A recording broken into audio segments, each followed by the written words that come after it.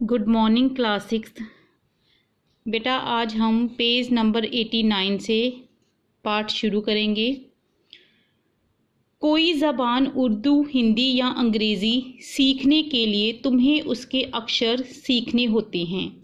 ज़बान मतलब भाषा, लैंग्वेज। इसी तरह पहले तुम्हें प्रकृति के अक्षर पढ़ने पड़ेंगे, तभी तुम उसकी कहानी उसकी पत्थरों और चट्टानों की किताब से पढ़ सकोगी। शायद अब भी तुम उसे थोड़ा थोड़ा पढ़ना जानती हो। जब तुम कोई छोटा सा गोल चमकीला रोड़ा देखती हो तो क्या वह तुम्हें कुछ नहीं बतलाता? ये कैसे गोल, चिकना और चमकीला हो गया? और उसके खुरदरे मतलब जिसकी सतह चिकनी ना हो, उसे खुरदरे कहते हैं। किनारे या कोने क्या हुए? अगर तुम किसी बड़ी चट्टान को तोड़कर टुकड़े टुकड़े कर डालो तो हर एक टुकड़ा खुरदरा और नोकीला होगा। ये गोल चिकने रोड़े की तरह बिल्कुल नहीं होता।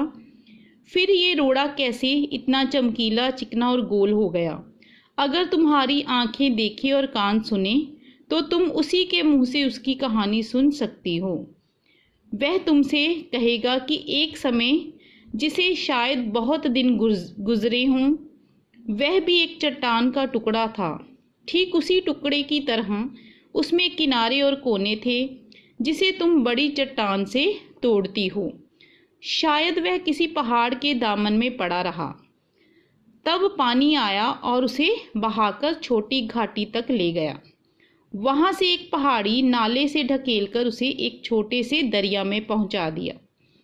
एक छोटे से दरिया से वह बड़े दरिया में पहुंचा। इस बीच वह दरिया के पेंदे में लुढ़कता रहा। उसके किनारे घिस गए और वह चिकना और चमकदार हो गया। इस तरह वह कंकर बना और तुम्हारे सामने है।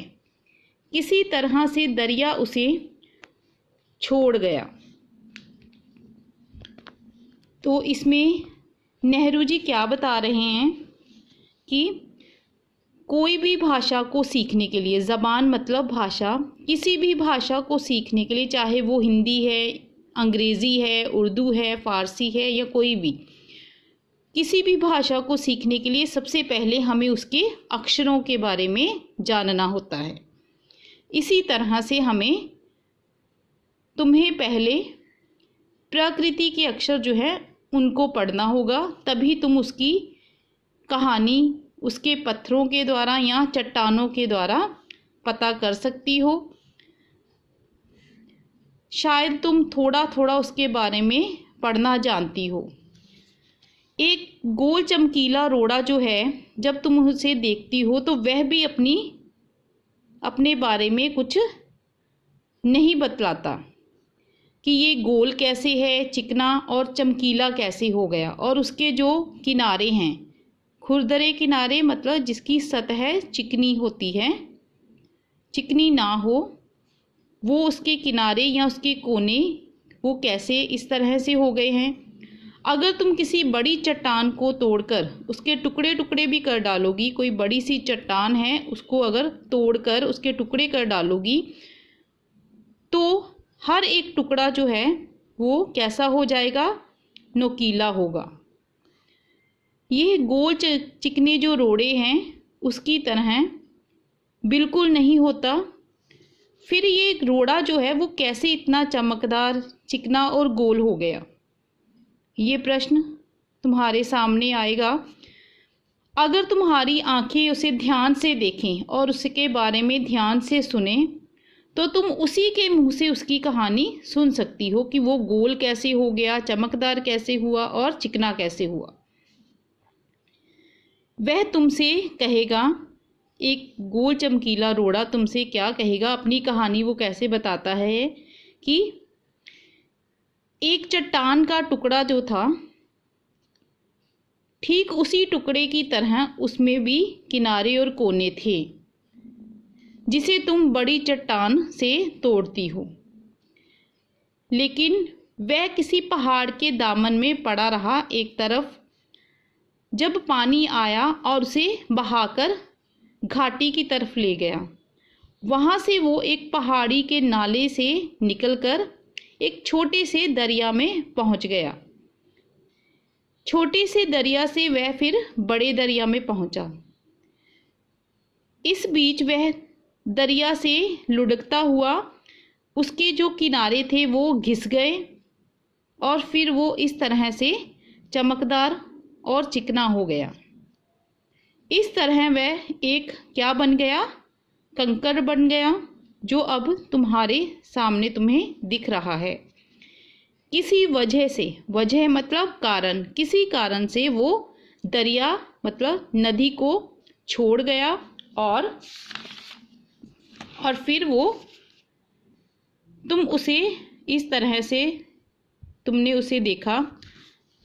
अगर दरिया उसे और आगे ले जाता, कि जो दरिया है वो अगर उसे पानी के साथ बहाकर और आगे ले जाता तो वह घिस घिस कर छोटा होते होते अंत में क्या बन जाता? भालू का एक जर्रा हो जाता।